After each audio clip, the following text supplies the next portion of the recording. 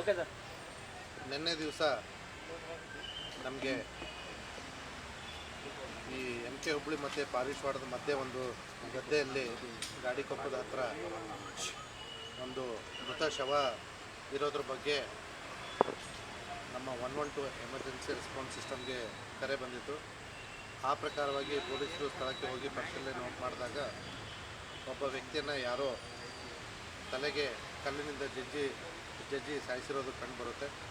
ಆ ಪ್ರಕಾರವಾಗಿ ಒಂದು ಕೊಲೆ ಪ್ರಕರಣವನ್ನು ನಮ್ಮ ಪೊಲೀಸರು ಮೃತನಾದ ಶಿವನಗೌಡ ಪಾಟೀಲನ ಸಹೋದರನ ಕಡೆಯಿಂದ ಒಂದು ಕಂಪ್ಲೇಂಟ್ ತೆಗೆದುಕೊಂಡು ರಿಜಿಸ್ಟರ್ ಮಾಡಿದ್ದಾರೆ.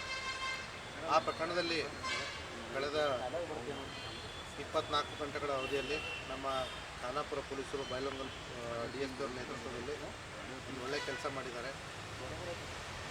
ಇಲ್ಲಿ ಕೊಲೆ ಮಾಡಿಬಿಟ್ಟು ಆರೋಪಿ ತಪ್ಪಿಸಿಕೊಂಡು ಹೋಗುವ ಉದ್ದೇಶದಿಂದ ತನ್ನ ಮೊಬೈಲನ್ನು ಸ್ವಿಚ್ ಆಫ್ ಮಾಡಿ ಬೇರೆ ಊರಿಗೆ ಹೋಗ್ತಾ ಇದ್ದ. ಈಗ ತಾನೇ ಆ ವ್ಯಕ್ತಿಯನ್ನು ಗುಲ್ಬರ್ಗಾದಲ್ಲಿ ನಮ್ಮ ಪೊಲೀಸರು ವಶಕ್ಕೆ ಪಡೆದುಕೊಂಡಿದ್ದಾರೆ. ಈಗಾಗಲೇ ಆ ವ್ಯಕ್ತಿನೇ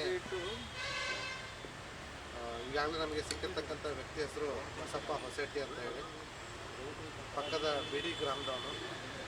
ಈಗಾಗಲೇ ಈ ಕೊಲೆಯನ್ನು ತಾನೇ ಮಾಡಿರೋದಾಗಿ ಒಪ್ಪಿಗೆ ಹೇಳಿಕೆಯನ್ನು ಹೇಳಿರ್ತಾನೆ. ಆ ವ್ಯಕ್ತಿಯನ್ನು ನಾವೀಗ ಖಾನಾಪುರಕ್ಕೆ ತಂದು ಮಾನ್ಯ ನ್ಯಾಯಾಲಯದ ಮುಂದೆ ಒಪ್ಪಿಸಿ ಮತ್ತೆ ನಮ್ಮ ಪೊಲೀಸ್ ಕಸ್ಟಡಿಗೆ ತೆಗೆದುಕೊಂಡು ಮುಂದಿನ ವಿಚಾರಣೆಯನ್ನು ಕೈಗೊಳ್ತೀವಿ. ಈ ವ್ಯಕ್ತಿ ಮೊನ್ನೆ ದಿವಸ ಇವನನ್ನು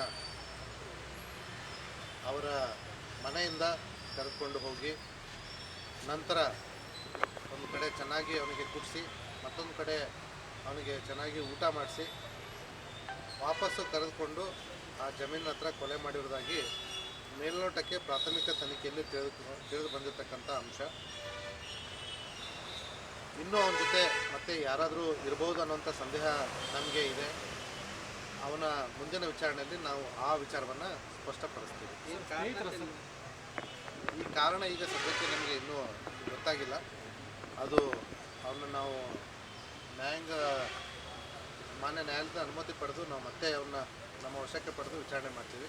ಸದ್ಯಕ್ಕೆ ನಮ್ಮ ಸಂಶಯಾಸ್ಪದ ವ್ಯಕ್ತಿ ಏನಿದ್ದಾನೆ ಅವನನ್ನು ನಮ್ಮ ಪೊಲೀಸರು ಗುಲ್ಬರ್ಗದಿಂದ ಇಲ್ಲಿಗೆ ಕರೆದುಕೊಂಡು ಬರ್ತಾ ಇದ್ದಾರೆ. ಅಲ್ಲ, ಸದ್ಯಕ್ಕೆ ನಾವು ಇನ್ನೂ ಅವನಿಗೆ ಹೆಚ್ಚಿನ ತನಿಖೆಗೆ ಒಳಪಡಿಸ್ಕೊಳ್ಳೋ ಅವಶ್ಯಕತೆ ಇರೋದ್ರಿಂದ ಯಾರಿದ್ದಾರೆ ಅಂತ ನಾನು ಹೇಳಲಿಕ್ಕೆ ಆಗೋದಿಲ್ಲ.